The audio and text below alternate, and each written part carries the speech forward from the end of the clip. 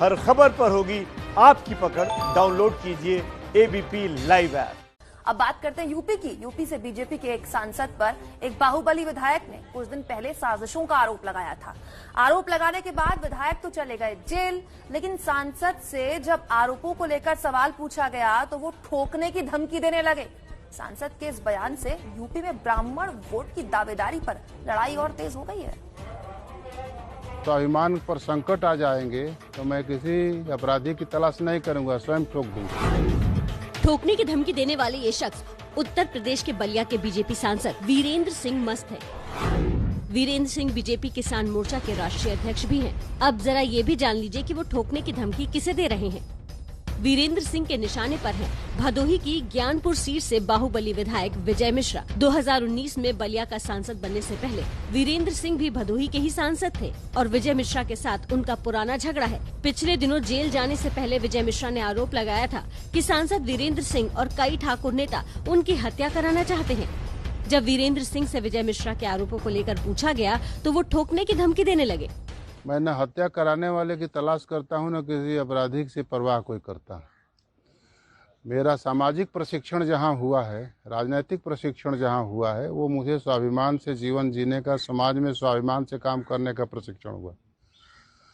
ऐसी आवश्यकता जब परिस्थिति स्वाभिमान पर संकट आ जाएंगे तो मैं किसी अपराधी की तलाश नहीं करूंगा, स्वयं ठोक दूंगा। कानपुर के गैंगस्टर विकास दुबे के एनकाउंटर के बाद हर पार्टी ब्राह्मणों को अपनी तरफ खींचने के लिए तैयार है। ऐसे में एक ब्राह्मण विधायक को बीजेपी सांसद की धमकी से विपक्ष को फिर मुद्दा मिल सकता है। वहीं लखीमपुर खीरी में भी 3 बार के विधायक रहे निर्वेंद्र मिश्रा की हत्या से विपक्ष योगी सरकार को ब्राह्मण विरोधी साबित करने में जुट गया है। जमीन के विवाद में निर्वेंद्र मिश्रा को लाठी डंडों से पीट कर मौत के घाट उतार दिया गया।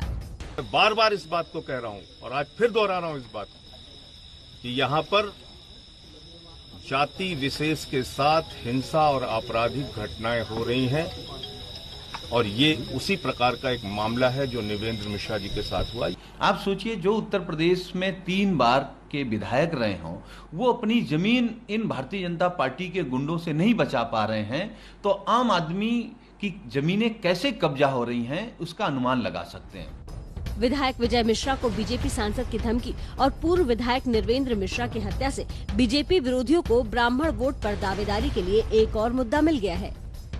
तो मैं किसी अपराधी की तलाश नहीं करूंगा, स्वयं ठोक दूंगा। जाति की इस राजनीति पर हमारे साथ हमारे सहयोगी रणवीर जुड़ गए हैं। रणवीर से बात करते हैं। रणवीर, पीएम मोदी कहते हैं जाति छोड़ो, जाति तोड़ो, और ये बीजेपी के नेता ही जातिवाद फैला रहे हैं, जात पे ही राजनीति कर रहे हैं। कब खत्म होगी ये राजनीति?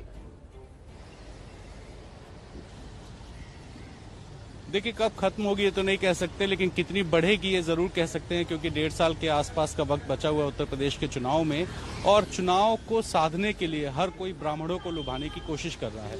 परशुराम की मूर्ति का मामला अभी ठंडा नहीं पड़ा था कि जब विजय मिश्रा, जो कि बाहुबली विधायक रहे हैं भदोही की ज्ञानपुर सीट से, वो गिरफ्तार होते हैं तो कहते हैं कि ब्राह्मण होने की वजह से उनको गिरफ्तार किया गया। और जब विजय मिश्रा पर सवाल पूछा जाता है तो वीरेंद्र सिंह मस्त कहते हैं कि उनके स्वाभिमान पर बात आएगी तो वो किसी को भी ठोक देंगे। मतलब कानून व्यवस्था से भी ऊपर हैं सांसद जी।